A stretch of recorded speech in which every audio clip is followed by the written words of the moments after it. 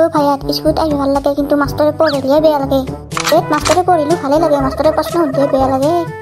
থেপলা মুক্তি ফুৰুচৰ পৰা নিয়ে এমকুৰ পৰা বাচনা ওলাই আছে ভাই বাচনা তলবে আজি পিয়াজ খাইছো আপিছে তই ইয়াতে ৰমেশ তাতে যাব ইতেনে অলপ ভাল লাগছি দেই আউকে থকা মানে পিয়াজ খাইছে মই পিয়াজ মাছ ভাল পাওঁ হয় নেকি হয় ছাৰ আইডিয়া খা ঐ ভাই ছাৰ আহিলে গুড মৰ্ণিং ছাত্ৰসকল মই তন্দুৰ চকৰি যাওঁ আৰু তন্দুক কিবা এটা সোধো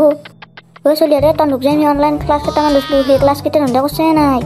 ছাৰ আমি ক্লাছবিলাক কৰিব আছোঁ কিন্তু মাহঁতে ফোনটো লৈ থাকে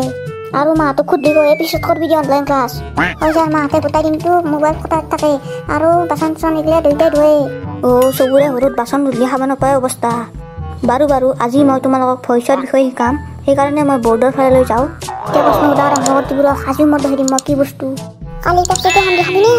এই আপা মই বোলে পেপচি নাখাওঁ ছাত্ৰীসকল এতিয়া আমি ভইচৰ বিষয়ে জানিব লাগিলে ফাৰ্ষ্ট আমি জানিব লাগিব ভইচ কাক বোলে এই থেপলা তই আছোন ভইচ কাক বোলে কওঁ ছাৰ আমি ভইচৰ বিষয়ে জানিব লাগিলে ফাৰ্ষ্ট আমি জানিব লাগিব অসমৰ জনসংখ্যা কিমান হাউ মেনি পপুলাৰিটি ইন আছাম ইগলে কি বকি আছে কোনো ৰচোন কিবা যদি ভুল হয় আৰু মোৰ পিঠি ফালি মাজি অসমৰ জনসংখ্যা হ'ল 3 কোটি এই 3 কোটিৰ ভিতৰত সকলোতো ভইচ বেলেগ বেলেগ কিছুমান মানুহৰ মতা ভইচ আৰু কিছুমানৰ মাইকী ভইচ আৰু কিছুমানৰ নাকাৰে মতা ভইচ যাক আমি নজল ভইচ বুলি কওঁ ছাৰ আকৌ কিছুমানৰ মাইকী ভইচ যাক আমি ফিমেল ভইচ বুলি কওঁ আৰু কিছুমানৰ গলগলীয়া ভইচ যাক আমি মতা ভইচ বুলি কওঁ ছাৰ মই অকল অসমৰ ভইচৰ বিষয়ে ক'ব ওলাইছোঁ দে তই আৰু কি ভইচৰ বিষয়ে ক'ব পাৰা কচোন আৰু তোৰ পিঠি ফালিম মই আৰু ছাৰ যদি মই ভাৰতত গোটেই মানুহখিনিৰে ভইচৰ বিষয়ে কওঁ তেতিয়া ভাৰতত গোটেই মানুহখিনিয়ে হিন্দী ভইচ কয়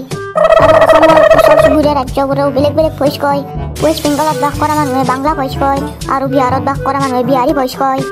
আৰু কেৰেলাত বাস কৰা মানুহে তেলেগু ভইচ কয় আৰু পাঞ্জাৱত বাস কৰা মানুহে পাঞ্জাবী ভইচ কয় তই তোৰ এইবিলাক ভইচ বন্ধ কৰ নহয় তোৰ মই লাইফৰ কাৰণে ভইচ বন্ধ কৰি দিম